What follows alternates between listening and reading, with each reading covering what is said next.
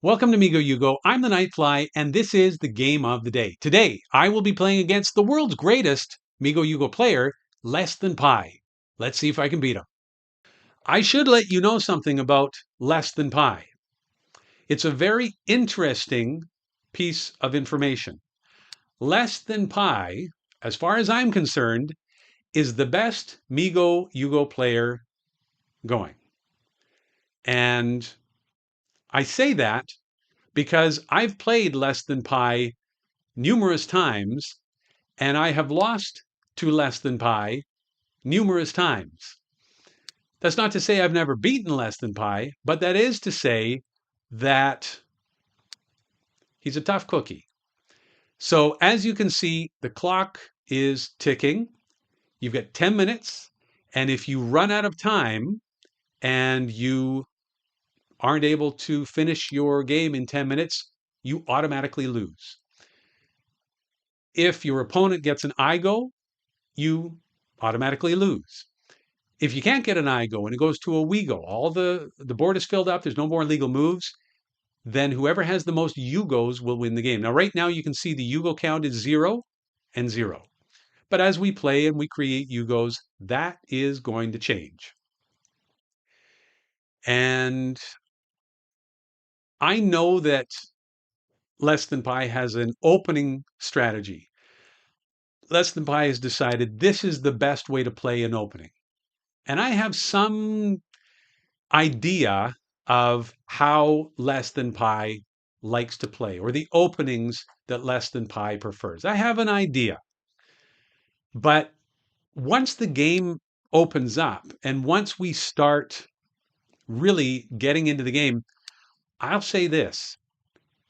The opening isn't necessarily as important as you might think for this reason, and it's a very good reason, because once you start creating Yugos, all bets are off. The board complexity changes rapidly, and places that were blocked suddenly become unblocked and open, and things that you couldn't do before suddenly you can do, and it's hard to keep track. Honestly, it is hard to keep track of everything going on. Now, I can see right now that LessThanPi just played here. He's got 3 Migos in a row. I can leave it alone. I can not block it. And if LessThanPi plays here, he will create a Yugo on E7. And these 3 Migos are going to disappear. I'm okay with that. As you can see, no one has created a Yugo yet. LessThanPi could play on C3, on G7, on E7, and any of those 3 places will create a Yugo because it'll create 4 in a row. Does LessThanPi wish to do that at this moment? I have no idea. But I'm about to find out. Maybe he's going to just keep on taking up space. There you go. It is an interesting game, and there's a lot of strategy. I assure you, it is a very complex game. And this opening right now is interesting. We've played 21 moves between the two of us, and so far, no one has created a Yugo. Someone will eventually, and there we go. First blood. So we can take a look here and we can see these 3 Migos that were in a line disappeared when LessThanPi played on E7. LessThanPi decided, that's it, I'm going to play there. And I am going to play here and open up all of this. Well, guess what's going to happen? That opens up D6. And if LessThanPi wants to play here on D6, he gets a Yugo. Ah, what am I going to do about that? I don't know what I'm going to do about that. I am going to play here. I'm going to create 3 in a row here. I'm going to create a line of 3 with a space in the middle. And if LessThanPi wants to block that, he's welcome to do so, but he will be blocking not with a Yugo that can't be removed from the board, but he'll be blocking with a Migo. And if he blocks with a Migo, that tells me there's a good chance that that piece may disappear at some point. And if it does, that could be good for me. Could be good. I'm going to play up here, and I've got an option of creating a Yugo here on A4, on A7, on E8.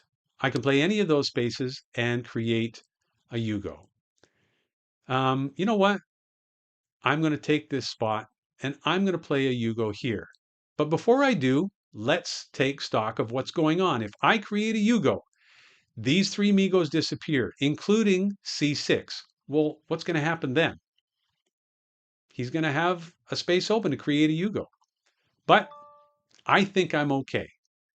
If LessThanPi chooses to create a Yugo here, which he may well do, these two Migos will disappear, just like so. However, that opened up E6, and guess what? I'm going to play on E6, and I'm going to create my own Yugo, and this is good for a couple of reasons. Number one, it blocks this Yugo going down. It blocks these two Yugos. So the only way they can create a line of four is by going left. However, I am leaving this available, G3, where LessThanPi can create a Yugo. You get the idea. The board is changing constantly. Spaces that you looked at thinking, boy, it would be nice if I could play there. Well, guess what? Maybe at some point you will be able to play there. Now, what's he done? He's gone here. He's blocking this. What would happen if I was to create a Yugo here? Well, that would open up this. Don't think I want to do that. As a matter of fact, I'm going to block it right now. I am going to block, I say, LessThanPi. LessThanPi plays here. He's already got a line of three here. He's got a line here with three in a row.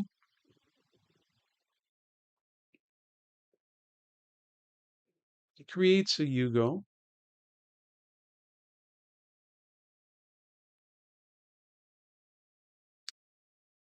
I've got three here now where I can create a Yugo at B2 and at B6. I'm going to leave the space open. If LessThanPi wants to create a Yugo here, that will be bad news. That will absolutely be bad news. I'm going to create a Yugo, but I'm going to block here first. Just so you know, three Yugos to three Yugos. One more each and we'll be tied. So right now, we've got a very close game. I think LessThanPi has accepted the fact that he cannot play on E4, at least not for the time being. But what happens if I play down here and I create a Yugo? I'm going to open up these spaces. Yeah, I don't have a problem with that. Why not? Is that good? Is that not good? What if I put a Migo right here and I just take up a little more space? Let's do that. Let's flood the zone. Fill up that chewy center. And what is LessThanPi going to do? Now, in the games where I play LessThanPi online, during the live stream, I do tend to take a lot more time. That's because I'm talking through the play so that if you're new to the game, if you've never seen these games before, you'll have an idea of what's going on, at least from my perspective. That's not to say that my perspective is a great perspective, but if you haven't played the game, it will give you an idea of what's going on. So I think that could be useful to a new player. And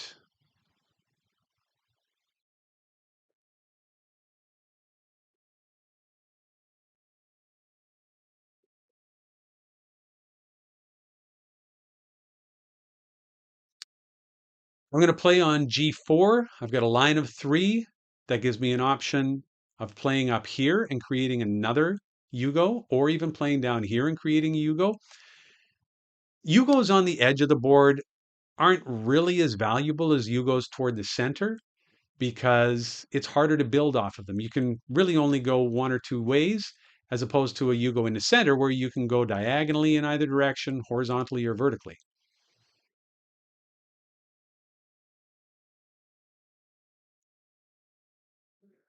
I have an idea.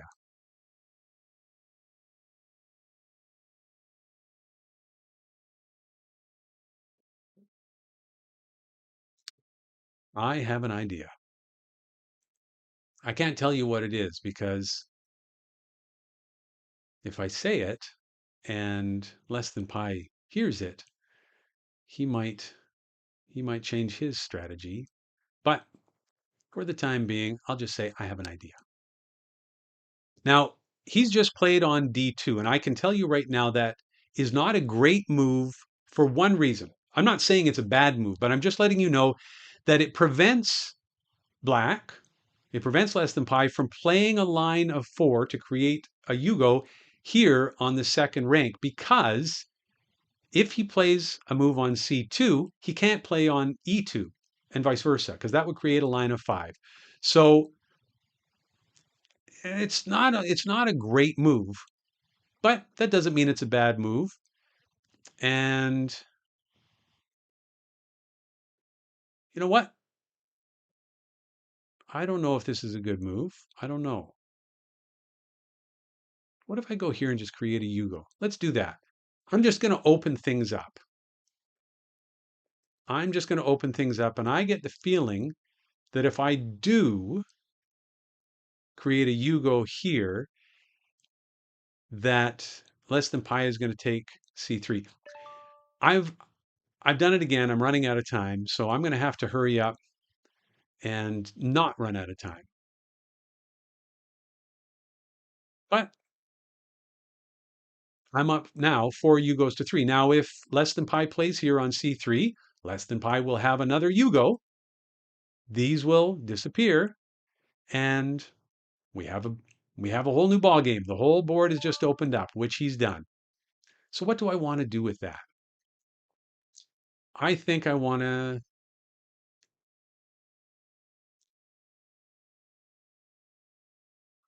create a Yugo up here. Now, Less Than Pi has the ability to play a Yugo here or here. Those are the only two places he can play a Yugo. Or he might block, but he didn't.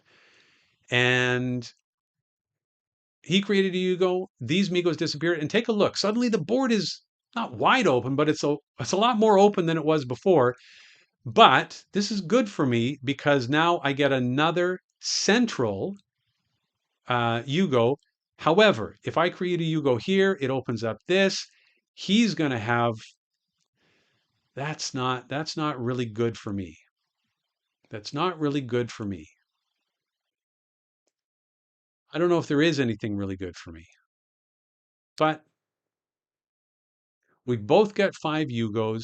I've got 2 minutes left. I'm gonna play faster. Now, when I played faster yesterday, I lost the game. I missed an obvious win for Less Than Pi.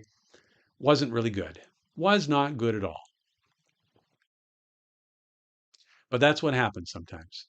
Okay, I know where I'm going next. So unless Less Than Pi does something that really puts me in trouble, no, I'm not gonna let that go. I'm gonna block that. But unless Less Than Pi does something that really puts me in trouble, and I don't think he can, I know where I'm going on my next move. So I'm not going to waste a lot of time on that one. I am going to block something just so I don't have to think about it. Okay, so there's nothing really going on here. So I'm going to play up here.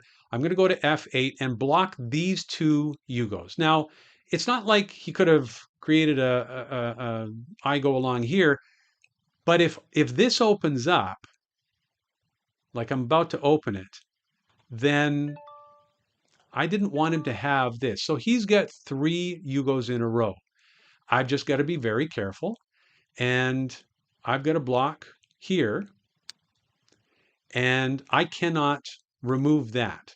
Now, I can't remove this, I can't remove this, and I can't remove this. And this is the spot that Less Than Pi gets me into all the time. And I really have to be careful. because, yeah, there's so many things that I could do that I can't do. And it's how he ratchets up the pressure. So at this point, I think he's going to be looking for Yugos.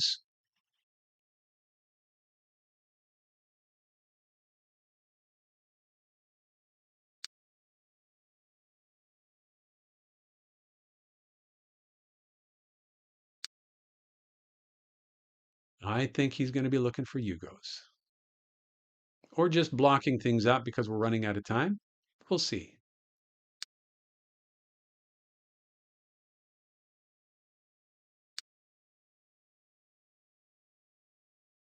I am going to create a Yugo here. No, I'm not, because that's going to lose the game. So instead, I'm going to... Hey, DPA, how you doing? Instead, I'm going to run out of time. That's what I'm probably going to do. Um, I've got to be careful of a few things. I've got to be very careful. I can't remove F8. I can't remove B4. I can't remove C4. And that, ladies and gentlemen, is what is known as a DPA. I love DPAs. And G4 was played and it removed these Migos, which opened up this space, which gets me a line of 4, which will create a Yugo. And now I have 3 Yugos in a row with an open square at both ends. And that, ladies and gentlemen, is what is known as a DPA. If you don't know why it's called a DPA, you can watch my old video and you can find out about that. But that is a move that you do not want. And right now, I can assure you that Less Than Pi is pulling his hair out because he was essentially ahead in this game. Do I want a draw? You know what? I appreciate the offer, but I'm going to decline a draw. I appreciate the offer, but I'm going to decline a draw because if he blocks here on D4, I win on H8. If he blocks on H8, I win on D4. He's just typed into chat, oh no. He sees the writing on the wall and he resigned.